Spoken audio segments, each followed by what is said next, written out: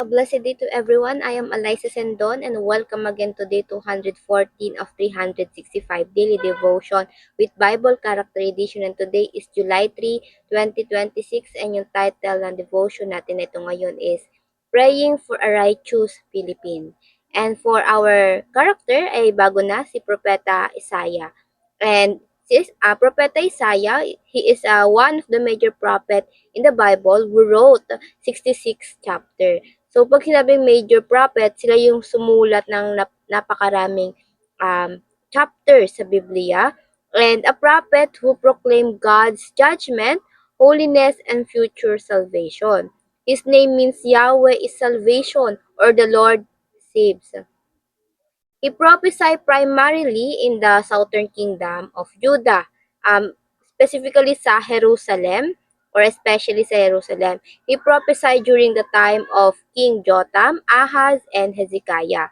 And the main message of the book of Isaiah is about God judges sin but graciously save His covenant people through coming Messiah, which is si Jesus Christ, lahat ng pinatutungkulan nito.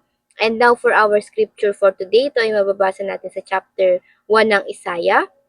And it says, the vision concerning Judah and Jerusalem that Isaiah, son of Amos, saw during the reign of Uzziah, Jotham, Ahaz, and Hezekiah, king of Judah.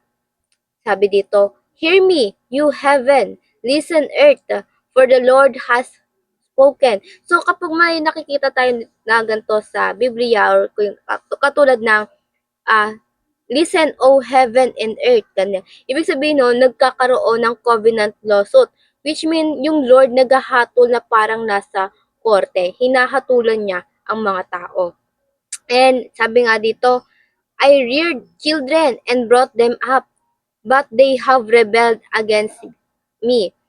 The ox know its master. Buti pa yung mga hayop kilala kung sino ang kanilang master, kanilang owner. But Israel does not know. My people do not understand. Sabi sa verse 4, woe to the sinful nation, kasuklam-suklam kayo. And parang ganun din yung sa atin sa bansa natin ngayon na kilala ang Kristo pero hindi kilala kung paano ipamuhay o di alam paano ipamuhay yung Christ-centric life.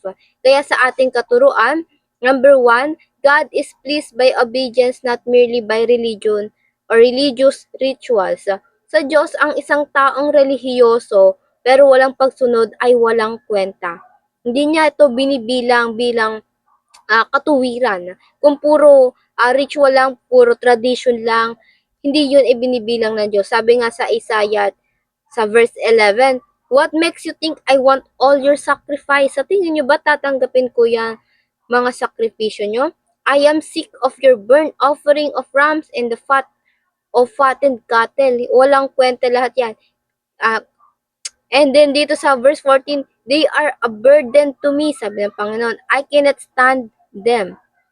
So dito ay pinapahayag nito na kahit anong, katulad sa panahon natin, kahit anong punta mo sa church, anong palakpak mo, anong pagluhod mo, pero paglabas mo, ibang pagkatao naman ipinamumuhay mo. So meaning you have a double life.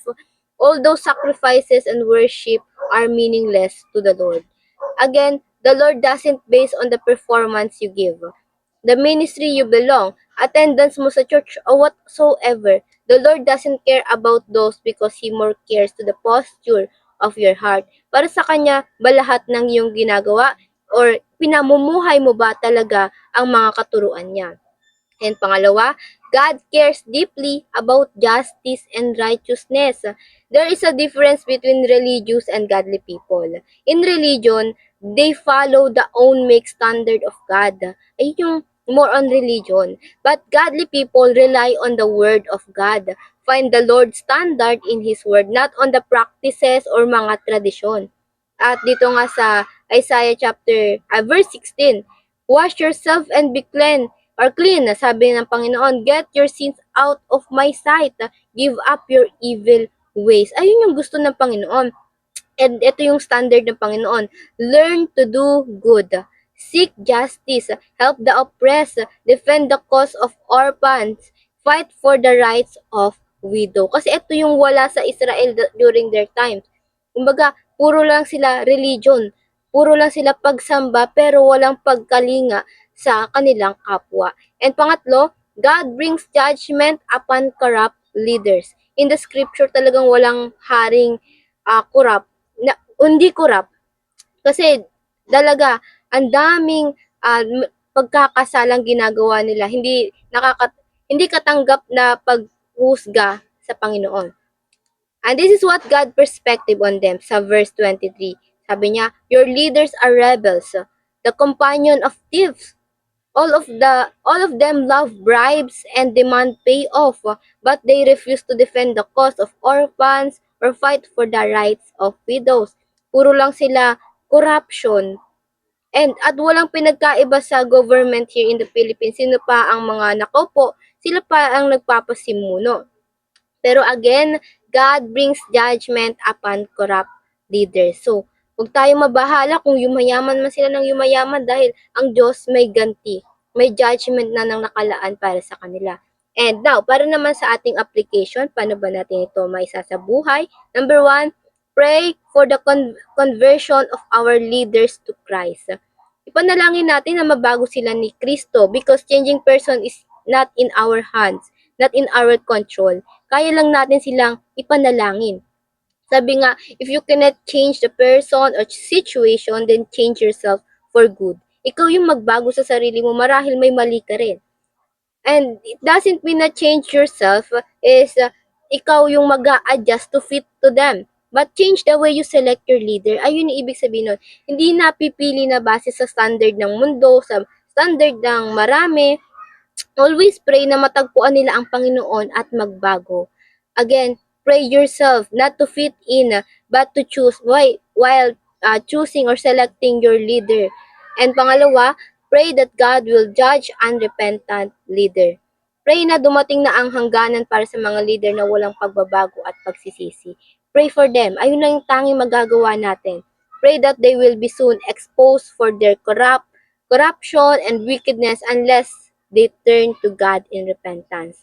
And lastly, pray that God will raise up Christ-centered leaders. Ito yung pinakamagandang na-expose tayo. Ito yung mga klase ng taong masarap kasama. Mga leader na handa at may lakas na loob na ipahayag ang Panginoon through their life, na hindi nila kinakahiya yung pagkilos ng Panginoon sa kanila. The leader who can demonstrate how to live and work without setting aside God. And the leader who fear God, love truth, and govern with wisdom, integrity, justice, and compassion. Ito yung ipanalangin natin.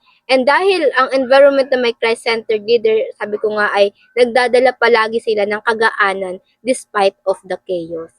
And ayun lang po for our devotion for today. And para naman sa ating reflection, why should we as Christian disciple godly leader, cultivate godly culture, and pursue a godly nation?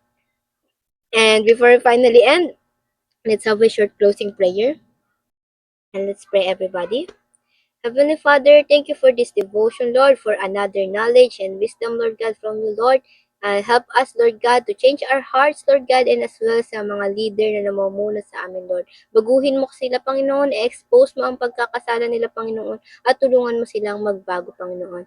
Panginoon, sa iyo namin ipinagkakatiwala, Panginoon, ang pagbabago ng bawat isa, Panginoon, sapagkat kung kami, Panginoon, ay lalo lang kami maghihirap, Panginoon. Lord, guide us, help us in our decision, Lord. Lead our path, Lord God. Manguna ka at madakila ng bawat tao sa aming ginagawa, Panginoon.